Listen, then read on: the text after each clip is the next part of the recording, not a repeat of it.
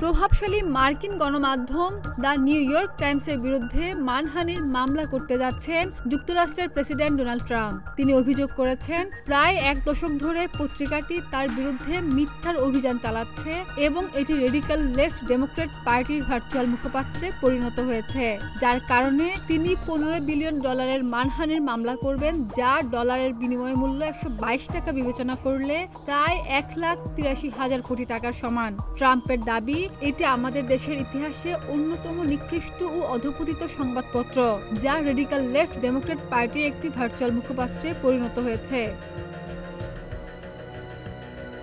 Republican নেতা Trump অভিযোগ করেছেন, নিউ ইয়র্ক টাইমস তার ডেমোক্র্যাট প্রতিদ্বন্দ্বী কমলা হ্যারিসকে সমর্থন জানিয়ে সেই খবরটি পত্রিকার প্রথম পাতায় বিশেষভাবে ছেপেছে। ট্রাম্পের দাবি, এটি ছিল আমেরিকার ইতিহাসে সবচেয়ে বড় অবৈধ নির্বাচনী অনুদান। তিনি আরও অভিযোগ করেন, সংবাদপত্রটি তার পরিবার, ব্যবসা, America first and make America great again আন্দোলন সহ গোটা জাতির বিরুদ্ধে অসত্য প্রচার চালিয়েছে। এছাড়া নিউ ইয়র্ক টাইমসের সংবাদ প্রকাশনাকে ট্রাম্প অন্য লিবারাল মার্কিন গণমাধ্যম যেমন এবিসি ও সিবিএস এর সঙ্গে এক কাতারে উল্লেখ করেন। তার দাবি, এই গণমাধ্যমগুলো দীর্ঘদিন ধরে উদ্দেশ্যপ্রণীতভাবে অপব্যবহার ও আক্রমণ চালিয়ে আসছে, যা একেবারেই অগ্রহণযোগ্য ও বেআইনি। ডেস্ক রিপোর্ট, প্রতিদিনের বাংলাদেশ।